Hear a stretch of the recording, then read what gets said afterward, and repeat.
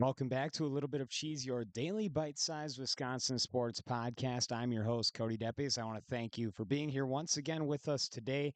So, we got some exciting news. We are officially starting video streaming. This is big stuff for me. I know nothing about this, so we're all learning this as we go. But hopefully, I'm not lying to you, and that there is a video up on YouTube.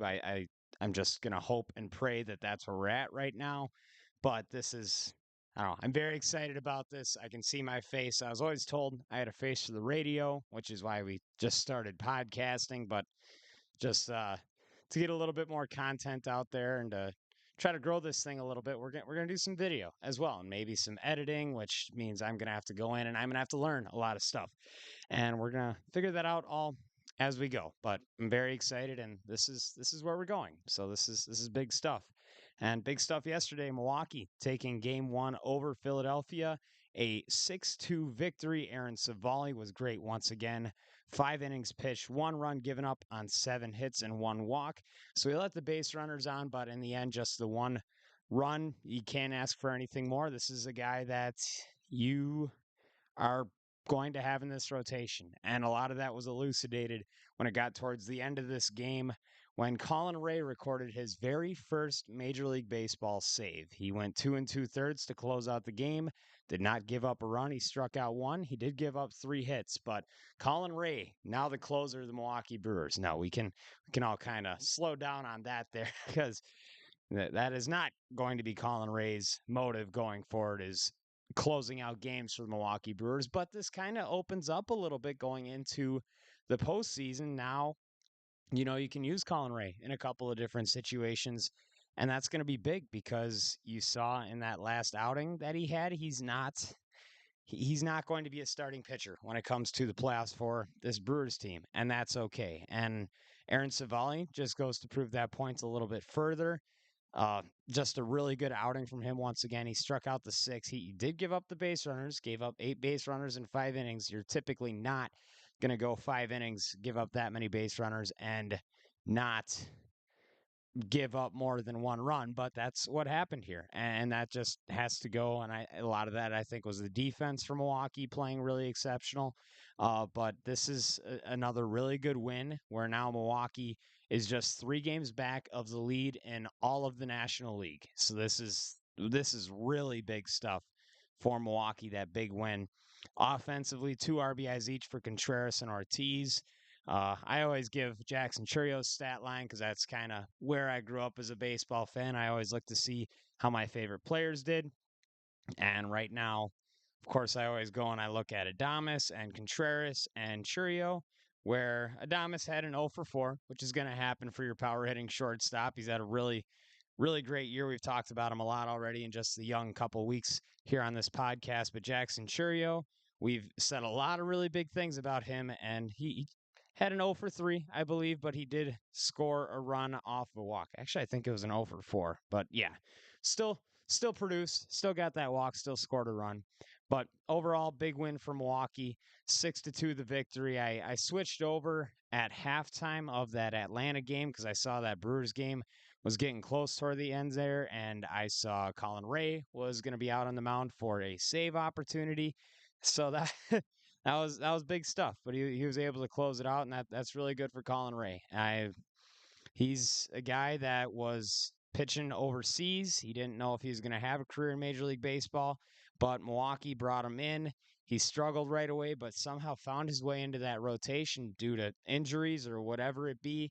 But this is turning into one of the coolest stories, I think, in my time watching the Milwaukee Brewers and following them and now covering them. But Colin Ray is always someone that I'm going to root for because he's 34 years old. He's really getting that first full season in the big leagues, and this is just flat out cool. I love it. This is really great stuff. The win for Milwaukee. We're going to start off with the good news. That's the good news. Then go down the line, not so great news. We talked a little bit about it yesterday on our Monday recap, but Tyler Van Dyke, we said he was out due to an injury. We didn't know the extent of that injury. Luke Fickell did come out and say, I believe, quotes, "This isn't looking good for us," and he was not wrong. Tyler Van Dyke is officially out for the year with a torn ACL.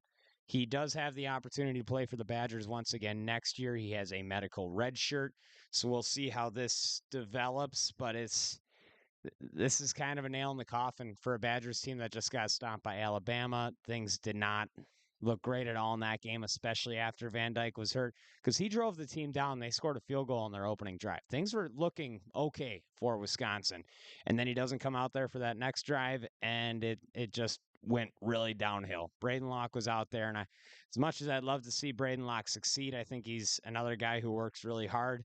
He did not have any pocket awareness. He missed a lot of throws, and the offensive scheme was not working for a quarterback like him. Of course, this is the Phil Longo air raid, is what it's supposed to be, but that's it just wasn't good. He's not really a pocket passer. He sat back. There were a lot of throws where if he would have made them, the score would not have looked 42-13 or 42-10, whatever the final was. It was just flat out bad. You would have scored a couple of touchdowns if Braden Locke would have been able to sit back. He found the open guy. He knew where to throw it. He just couldn't execute the throw, and that's not a good sign. I understand this is a backup quarterback on your NCAA team. You're not supposed to have high expectations, but when you lose your starting quarterback 2 years in a row, of course, Tanner Mordecai got hurt after week 3 last year. Now Tyler Van Dyke dealing with the same issue, and this is just it's weird because you're seeing it two eerily similar situations here in back-to-back years. Tanner Mordecai is a transfer quarterback that came in, played pretty well. I'm not going to say he played great. And the same for Tyler Van Dyke here. But then week 3, they get hurt. But for this one, you're not going to see Tyler Van Dyke. We saw Mordecai towards the end of last year. But this year, it's done for Tyler Van Dyke. He blew out his knee, ACL. So Braden Locke is going to be the starter. Mabry Mettauer is going to be the QB2. Mabry is an interesting prospect, at least. He's a true freshman at this point.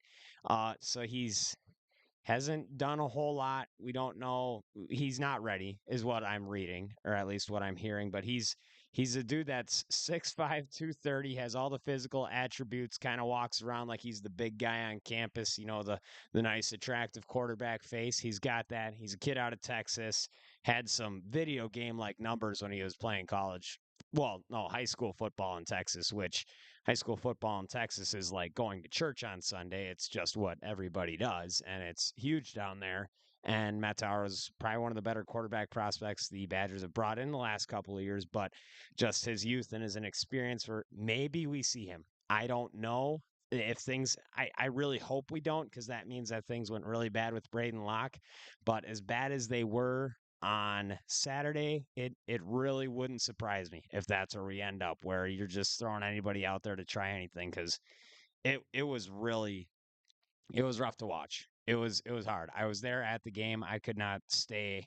I think we left around 10 minutes into that fourth. No, 10 minutes left to go in the fourth quarter. So there was a lot of football I didn't stay to watch, and I didn't care to as much as I wanted to watch the Badgers. That was kind of just a demoralizing game, and it looked good. It looked like we could have had an opportunity to at least maybe cover with a 16-point spread where you were out there with Tyler Van Dyke. He looked solid. Like it was, hey, we can move the ball a little bit. They went down there. It kind of looked like you had some organization, and and that the game wasn't going to end up as the score that it did. But it did, and a lot of that was due to Van Dyke going down the first drive and Braden Locke needing to try to carry that Badgers offense. It didn't happen. You might see, of course, some differences against some different caliber teams. Of course, Alabama is going to be one of the top teams in the nation once again this year. But my hopes for the Badgers, they weren't even high with Tyler Van Dyke, and now that they're really low. Like I said, and I'm gonna stick with it. Get 7 wins this year, and I'll be happy. And we probably don't need to go fire people. And it's just hard to have this conversation with these guys only having their second year in Madison. Like you don't. There's just a high standard we want to set for these Badgers, especially with Wisconsin sports. We're used to success. That's what we expect, and all of our sports, and college football is definitely one of them. Wisconsin had some really, really solid years. You had some teams that should have competed for a national title, but they have never won a national title. And we're kind of just sitting back and we're waiting for that just someone to catch fire. And of course, Luke Fickle, you think you have that opportunity with a guy who has been to the college football playoff. He took a Cincinnati team to the college football playoff. He took a lower level program than what Wisconsin's at to what Wisconsin fans would probably consider the promised land because we haven't been there. We haven't seen our team have to compete that deep into the season. We've been to the Rose Bowl, but competing for a national title, even with an expanded playoff this year, it's not going to happen. And you hope that the possibility of that happening stays here with Luke Fickle as the head coach for Wisconsin. But you kind of, I'll give him time, of course, but the things to this point just my outlook isn't spectacular. I'll say that, but that's kind of that's why you watch, and that's why we're going to continue to watch. Some more. I wouldn't call it bad news. I'd call it okay news. Maybe a little bit of a funny tidbit here for Green Bay. Marshawn Lloyd, of course, in the fourth quarter there, he was taken out of the game. He had a bit of an ankle sprain. He said, "quote It's a day by day kind of thing." But this is tough for Lloyd, who'd been dealing with a hip injury, did not really participate in training camp this year, missed two of the preseason games, got a little bit of action in that last one. Uh, Actually, I don't even think he did. But regardless, he had been hurt the entire time, did not compete at all week one against Philly. And last week, I think he had a couple of really nice plays. Like I texted couple of my friends who I know are watching the game, I said that Lloyd can really run. Like he hit the edge on a pitch to the outside faster than almost anybody I'd expect to see in a Green Bay uniform. Like they just usually don't have that like top get to the outside and turn it upfield kind of speed. But we saw that at least for one play, and it was really exciting, especially to see after you have your backup running back out for the year due to a stinger and AJ Dillon. You hope that Lloyd can get a little bit of opportunity moving forward, but he keeps on getting these setbacks, and it really sucks for him. But when he was talking to the press, he kind of said that he takes a lot of advice from Josh Jacobs, who has dealt with a lot of the same things over his career, just injuries after injuries. And he says he draws inspiration from the two-word rhetorical question that Josh Jacobs writes on his gloves for every game, and that two-word question is who cares? And I think that's a really cool message. Like just the whatever you deal with, continue to move forward. It doesn't matter what anybody else thinks or who cares. You just go forward. You do the best. You put your best foot forward. And Marshawn Lloyd is just trying to take it into heart and put it out there on the field. So we might see him on Sunday, but ankle sprains are iffy. He says it's just, as he said, day by day. So we'll see how things develop. But yeah, I think it's cool to see your guys in the running back room kind of connect on a different level there. Of course, Jacobs, he's an all-pro guy, but he's not that much older than a Lloyd, who I think is 22. Like Jacobs is 26 years old. He's still this is the prime time for a running back, 26. Of course, you'll get some good years out of him in Green Bay, and you'll hopefully get to see him and Lloyd really tear it up out of that backfield. But that who cares message, it it kind of resonates and reminds me back to when those couple of weeks at the end of a season when Curtis Granderson was in Milwaukee. Like I always find it interesting, like what players kind of write either on their cleats or inside their baseball hat, or uh, for here it's Josh Jacobs gloves, like just those little messages.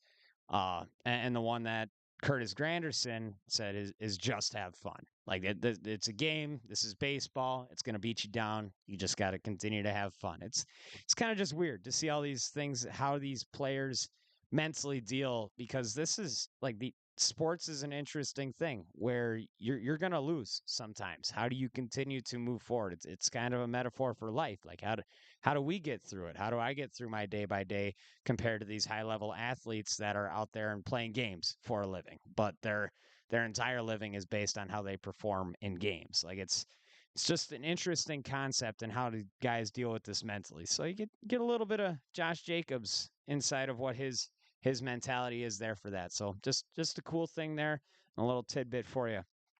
So we'll get you all set for tonight. 6:40, the first pitch for Milwaukee. It'll be Zach Wheeler versus Frankie Montas. Zach Wheeler, a 2.6 ERA on the year. If it wasn't for Chris Sale in Atlanta, I think Wheeler would be the front runner for the National League Cy Young. A 2.6 ERA. He's just been one of the best pitchers in all of baseball. He got a really big contract from Philadelphia and has pitched to that level. And Frankie Montas has been everything as advertised, actually more than anything advertised since he's come over to Milwaukee from Cincinnati. He's got an ERA of around 3.3 ever since he got to Milwaukee, as opposed to the over 5 ERA he had with Cincinnati. He's been on a hot stretch, but these are the kind of matchups you're going to see coming to the playoffs. Philly, they are the best team in all of baseball record wise right now. You're going to see a top pitcher face a Milwaukee pitcher, and the Milwaukee pitchers, the numbers don't look anything close to what Philadelphia has. But this is what you're going to see when it comes to the playoffs. If the Brewers want to go win a World Series, you're going to have to see the Brewers find a way to win in these matchups. And that's going to have to do with Montas getting through 5 or 6, not giving up more than 3 runs, the bullpen pitching well, and having some timely hitting. So we'll see how things work out with that. But I'm excited for that game. I'll have it on tonight, and we will catch you guys once again tomorrow. Hopefully this video stream is up, but I do kind of want to showcase, this is my new Brewers hat that I got. They had a little bit of a fire sale there on lids.com. I got this, so I wore this when I was bartending last week. I don't know, just a cool hat. Now I can wear it for live stream video as well. So we'll hope to see you guys live stream on YouTube. And of course, the podcast will always be on Spotify. But we'll catch you guys tomorrow, as I am Cody Depius, your host, and this has been another edition of A Little Bit of Cheese, your daily bite-sized Wisconsin sports podcast.